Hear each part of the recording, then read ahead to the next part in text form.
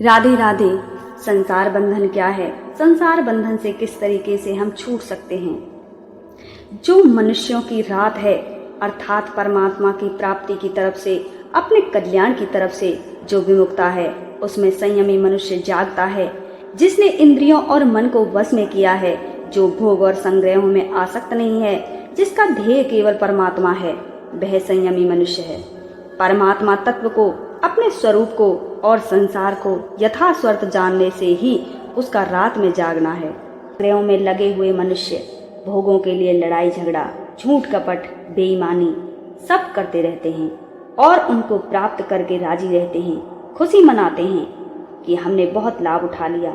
परंतु संसार को और परमात्मा तत्व को जानने वाला मननशील संयमी मनुष्य साफ देखता है कि भोग मिल गए, आदर सत्कार मिल गया, सुख आराम मिल गया, खा पी लिया और श्रृंगार कर लिया तो क्या हुआ? इसमें मनुष्य को क्या मिला? इनमें इनके साथ क्या चलेगा? ये कब तक इन भोगों को साथ में रखेंगे? इन भोगों से होने वाली वृत्ति कितने दिन तक ठहरेगी? इस तरह उसकी दृष्टि में प्राणियों का जागना रात के समान है। वह मननशील संयमी मनुष्य परमात्मा को, अपने स्वरूप को और संसार के परिणाम को जानता ही है। वह पदार्थों को भी अच्छी तरह से जानता है कि कौन सा पदार्थ किसके हित में लग सकता है, इससे दूसरों को कितना लाभ हो सकता है। वह पदार्थों का अपनी अपनी जगह ठीक तरह से सदुपयोग करता है, उनको दूसरों की सेवा में लगाता है। जैसे नेत्रों में दोष होने पर जब हम आकाश को देखते हैं तब उसमें जाले से दिखते हैं, और आंखें मीच लेने पर भी मोर पंख की तरह वे जाले दिखते हैं, परंतु उनके दिखने पर भी हमारी बुद्धि में यह निश्चय होता है कि आकाश में जाले नहीं हैं। ऐसे ही इंद्रियों और अंतकरण के द्वारा संसार दिखने पर भी संयमी मनुष्य बुद्धि में ये अटल विश्वास रखता है कि संसार नहीं है, केवल ये एक भ्रांति मात्र है। संसारिक मनुष्य रात दिन भोग और संग्रहों में ही लगे रहते हैं, उनको ही महत्व देते हैं। संसारिक कार्यों में बड़े सावधान और निपुण होते हैं। वे तरह तरह के कला कौशल सिखाते हैं, तरह तरह के आविष्कार करते हैं, लौकिक वस्तुओं की प्राप्ति में ही अपनी उन्नति मानते हैं। ये लोग बहुत ही चालाक होते हैं। सदा जीवित रहकर सुख भोगने के लिए बहुत बड़ी बड़ी तपस्या करते हैं, देवताओं की उपासना करते हैं, मंत्र जाप करते हैं आदि आदि।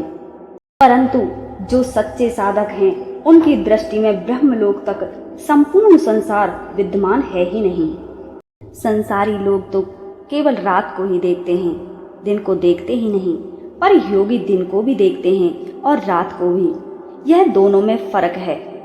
बालक ने केवल बालकपन को ही देखा है, जवानी नहीं देखी, परंतु वृद्ध पुरुष जो बुढ़ा है उसने बालकपन को भी देखा है, जवानी को भी देखा है।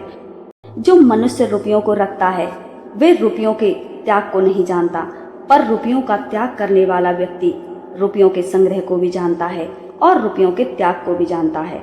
यह एक सिद्धांत है कि संसार में लगा हुआ मनुष्य संसार को नहीं जान सकता। संसार से अलग होकर ही वह संसार को जान सकता है, क्योंकि वास्तव में वह संसार से अलग है। इसी तरह परमात्मा के साथ एक होकर ही मनुष्य परमात्मा को जान सकता है, क्योंकि वास्तव में वह परमात्मा के साथ एक हो गया है। जब बारिश आती है तो नदियों का जल बहुत बढ़ जाता है, कई नदियों में तो बाढ़ भी आ जाती है, परंतु जब वह जल चारों ओर से जल द्वारा परिपूर्ण समुद्र में आकर मिल जाता है, तब समुद्र बढ़ता नहीं, अपनी मर्यादा में ही रहता है। परंतु जब गर्मियों का दिन आता है तो नदियों का पानी सूख जाता है, नदियों में पानी बहुत कम हो जाता है और समुद्र का पानी ज्यों का त्यों रहता है। समुद्र पर गर्मी का या सूर्य का कोई प्रभाव नहीं पड़ता। समुद्र में जितना पानी पहले था बाद में भी उतना ही होता है। समुद्र बढ़ता घटता नहीं, उसको नदियों के पानी की कोई ज़रूरत नहीं होती। वह तो सदा सर्वदा ज्यों का त्यों ही परिपूर्ण रहता है और अपनी मर्यादा कभी नहीं त्यागता। उस परमात्मा तत्व को संयमी मनुष्य को प्राप्त होते हैं, उसके सामने आते हैं, पर वे उसके कहे जाने वाले शरीर और अंतकरण में सुख दुख रूप विकार पैदा नहीं कर पाते। वह परम शांति को प्राप्त होता है। उसकी जो शांति है वह परमात्मा तत्व के कारण है, भोग पदार्थों के कारण से नहीं। दूसरा एक अंतर और भी है। समुद्र में तो नदियों का जल पहुंचता है, पर जो तत्व से जानने वाला व्यक्ति है, जो भगवान को बहुत अच्छे तरीके से जान गया है, वहाँ ये संसार पदार्थ बिल्कुल पहुँचते ही नहीं हैं।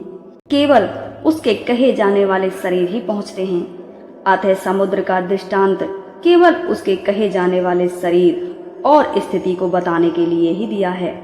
उसके वास्तविक स्वरूप को बताने वाला कोई दृष्टांत नहीं है। जिनके मन में भोग पदार्थों की कामना है, जो पदार्थों को ही महत्व देते हैं, जिनकी दृष्टि में पदार्थों की तरफ ही है, उनको कितने ही सांसारिक भोग पदार्थ मिल जाएं तो भी उनकी तृप्ति नहीं हो सकती। उनकी कामना जलन तर्पण नहीं मिट सकते, तो फिर उनको शांति कैसे मिल सकती है? इसका एकदम सरलतम उपाय है कि जो चेतना स्वरूप की तृप्ति है वो जड़ पदार्थों से कभी मिट ही नहीं सकती। अपनी कामना के कारण ही यह संसार जड़ दिखता है, वास्तव में तो यह चिन्ह में परमात्मा ही है।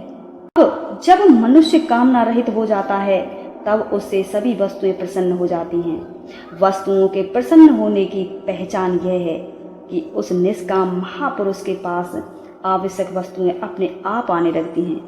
उसके पास आकर सफल होने के लिए वस्तुएं लालायित हो जाती हैं, परंतु कामना न रहने के कारण वस्तुओं के प्राप्त होने पर भी उसके भीतर कोई विकार नहीं पैदा होता। उसकी दृष्टि में वस्तुओं का कोई मूल्य ही नहीं रहता। इसके विपरीत कामना वाले मनुष्य को वस्तुएं प्राप्त हों अथवा ना हों, उसके भीतर सदा अशांति ही बनी रहती है। अप्राप्त वस्तु की इच्छा का नाम कामना है। जो महापुरुष संपूर्ण कामनाओं का त्याग कर देता है, कामनाओं का त्याग कर देने पर भी शरीर के निर्वाह मात्र के लिए देश काल वस्तु व्यक्ति पदार्थ आदि की जो आवश्यकता दिखती है, जीवन निर्वाह के लिए प्राप्त और अप्राप्त वस्तु आदि की जो जरूरत होती है, उसका नाम परम शांति है। कारण कि जिसके लिए शरीर मिला था और जिसकी आवश्यकता थी, उस तत्व की तो प्राप्ति हो गई, वह आवश्यकता तो पूरी हो गई।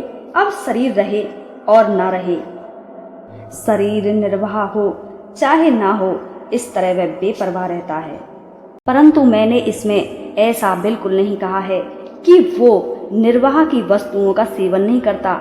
वह निर्वाह की वस्तुओं का सेवन भी करता है और ध्यान भी रखता है, अर्थात पहले सावधान अवस्था में शरीर आदि के साथ जैसा व्यवहार करता था और वैसा ही व्यवहार वो आज भी करता है।